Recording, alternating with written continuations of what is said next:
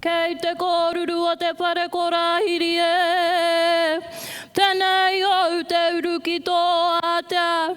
Kia uru taki mano pia huanga o paruhi e. Kua tau tēnei manu ki te koki te reo. Kia tūperai. Te hine ngaro te wairua me te ngākou e. Heke hia, pakatūria ki te pare o io, inoho I roto I te hao te ao. Koi o te toi ariki, te toi uru tapu, te toi uru rangi, te toi uru ora, te arupa, te omika, ka pai. He kura I tangi hea, he mai aroha ki te hunga kua ngū, e te tohunga tā raiwaka, heke nuku mai ngā iwi pūhipi. He te pāpā, kua whitirangi tia ki te pokapū o te mangaroa, ki te koi o kā makau nui a Māui, kua pai tūranga koe ki te operua o Matariki. E oki ke au whainga hakamanuhiri tia I a koe, kāti. Tahuri mai ki te minenga, kua karapine mai ngā rohe katoa o te whare tapu o ngā puhi. Ki ngā mātanga reo, a tēnā, kia ngā wari mai. Whakatau ki runga, whakatau ki raro. Tēnei te whakatau, te tūru ki atu nei. Tēnei te whakatau, te whano atu nei. Tā māua tēnei whakatau, tā māua kia ita, kia whakatū tārewa ki te rangi. Uhi, wero, haramai te toki, haumie, hui ei, tai ki e. Ka huri te tau ho te waka kōrero nei ki tō tātou reo tuku iho, tō tātou reo rangatira. Oi, te reo Māori. E mea ana te kōrero, ko te reo kia tika, kia rere, ko te reo kia Māori, kia ura, ko te reo Māori ki ngā kāinga, ana. Ko te reo, he taunga iho mai ki tō tātou whenua, mo tōna huatanga motuhake, me te ahurei. Mo te Māori, kia tipu hei reo te whakamahinga iara, me whakatena ia ki te whakamahi o rātou kāinga, me ngā hāpori, I ngā mea e tāe ana. Kei te kāinga mātou te nuinga o ngā wā, hei noho a whānau mai. Ka tae e rātou te whiriwhiri ki te kōrero, I roto I tēnei tai au. Hei ako koe I te reo, I te au I te pō, hei whakapono koe, he mea nui, he paihoki te ako, arā, ka tai mai anō ki a tamariki, ki te whakaaro, he mea nui, he paihoki te ako. Arā, ma te kōrero Māori I te kāinga, ka pua wai ake mo ngā marama e heke mai ana.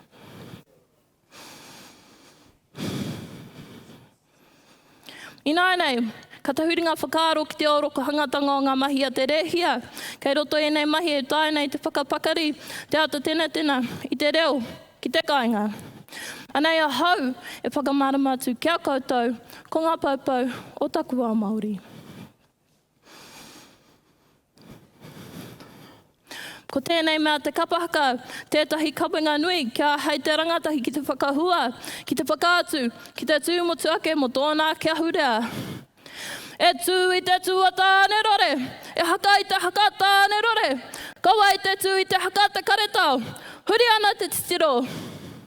Hei tā ki ingi ki riona, ko tēnei mea te kapahaka, tētahi kawenga nui, I roto I te ao kapahaka.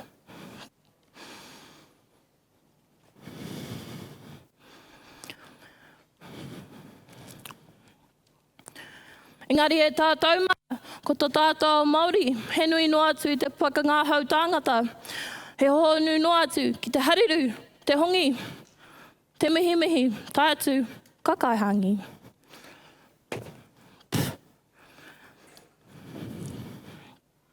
Ka kitea e nei āhuatanga, ka paka hurirauna I te motu, pērā ia te pito whenua ki Waitangi, e pōwhiri atu ana I ngā tūruhi, e whakaatu ana I ngā mahi a te rehia, kia rātai ngai tawiwi.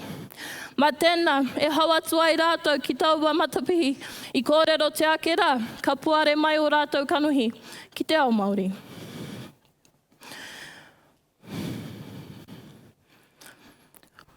Ina rongo tātou I ngā waiata Māori katoa, Ina tōna reka.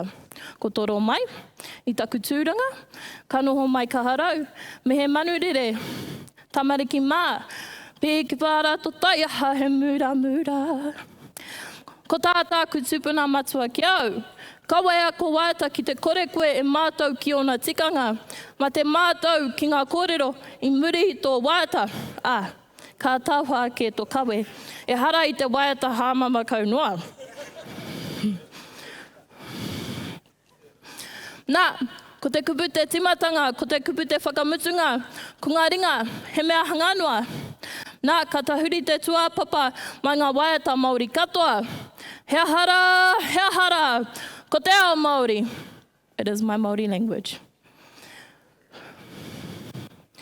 Language is to culture what rivers are to the oceans. We must feed our culture by speaking our language. Our culture brings us closer to our tupuna, helps us connect to our heritage, and helps us maintain our identity as Māori, the tangata whenua of New Zealand.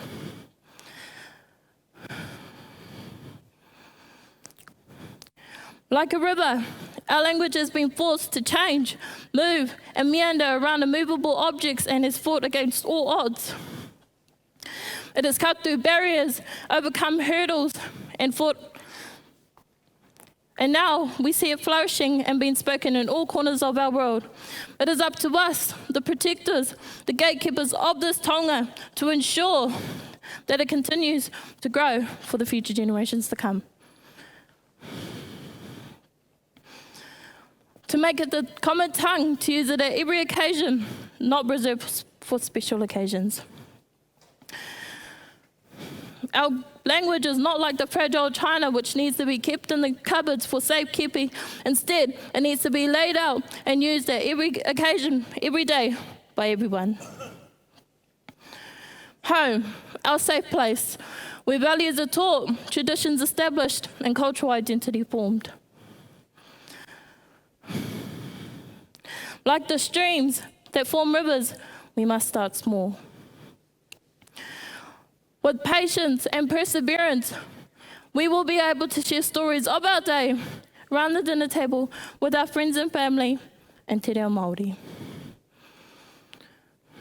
With foresight, we can make te reo the language that connects our households by developing the basics, which is developing the language and not only people's confidence to use it. Our language should be a source of pride, and if it is absent from our homes, then where is it being used? Himi Henare himself walked confidently between te ao Māori and the outer worlds. He thought passionately for an education that would recognise Māori needs. Nowadays, we are losing our language, we are losing our pride. Kei hea te mana o tō tātou tūpuna. Here I am today, young Māori girl from te Peo Whairangi, no te Hokianga. E kōrero ana ki a koutou, e pāna ki tōku ao Māori.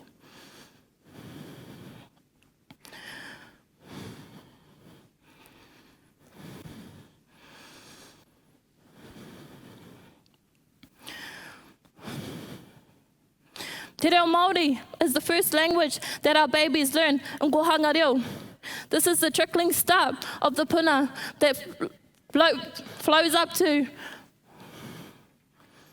whare kura, kura kaupapa, and whare wānanga. As we grow older, our language expands with us, it grows with us, and it is kept inside of us.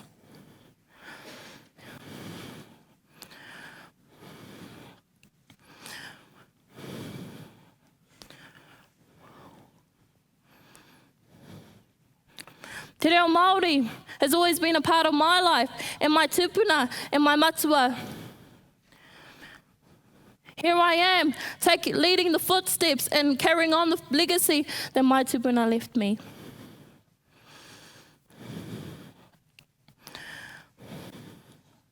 E tātou mā, me kōrero Māori ki a tātou tamariki, kia mau ai rātou i ngā kupu o rātou tūpuna. speak our language to our children so that they hold on to the words of their ancestors. E ai tā te ki, ko te reo, te mauri, o te mana motuhake. Nō reira, me tū motuhake tātou. Kua tau.